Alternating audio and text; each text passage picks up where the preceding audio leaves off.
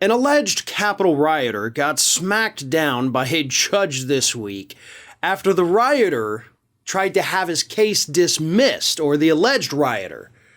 Again, you got to say alleged because they have not been convicted, but the alleged rioter had to attempted to have his case dismissed because he's used what I am calling now the Marjorie Taylor Greene defense. And the Marjorie Taylor Greene defense is quite simple. She has told us repeatedly that these people languishing in prison, these suspected Capitol rioters, are truly political prisoners.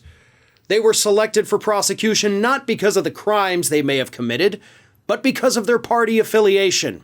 And that is exactly what this alleged rioter tried to argue with the judge to get his case dismissed. He said, I am not here. I was not arrested because of a potential crime. My only crime was being a Trump supporter, and that is why I'm being prosecuted.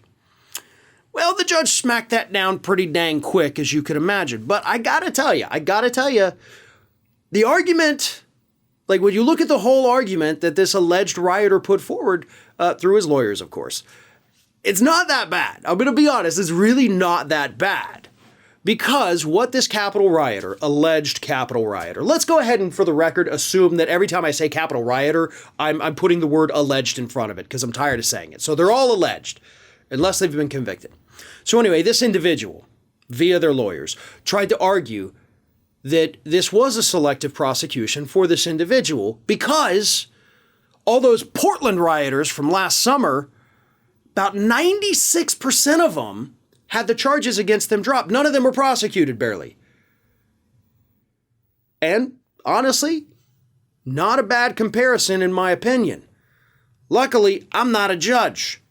So here's what the judge had to say. For any of these discrepancy to matter, Judd must show that the Portland defendants are similarly situated to him. He cannot do so.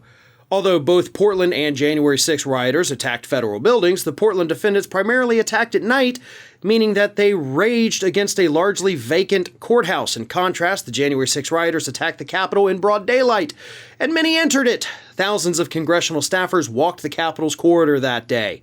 So did hundreds of legislators and the vice president, all of whom appeared for a constitutionally mandated proceeding. So even the judge said, hey, listen, sure, they both attacked federal buildings. But the Portland folks literally attacked a building. They weren't going in there. They weren't stealing things from it. They weren't threatening to kill people that were inside it, like some of the rioters did. Hang Mike Pence, let's not forget that. So you're really comparing apples to oranges here. And not to mention the fact, and I will point this out, because it happened to me one time. I tried to get out of a speeding ticket by saying that the folks in front of me, I was annoyed. I said, hey, look, all the folks in front of me, they were going even faster than I was. Why am I being singled out here?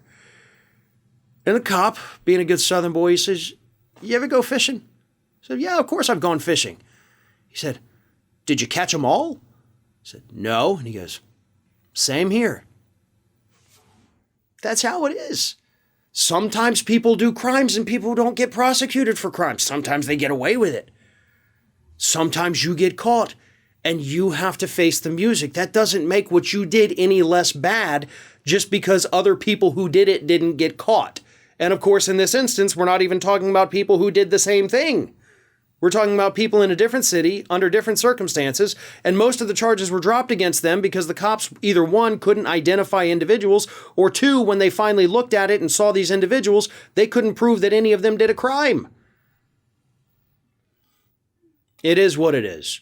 I'm glad that Judge McFadden did not agree to dismiss this case on these grounds, and to be honest, I'm kind of shocked that the judge even took the time to explain to the defendant why the two situations weren't even similar. You didn't even have to do that. You could have denied the request and moved on.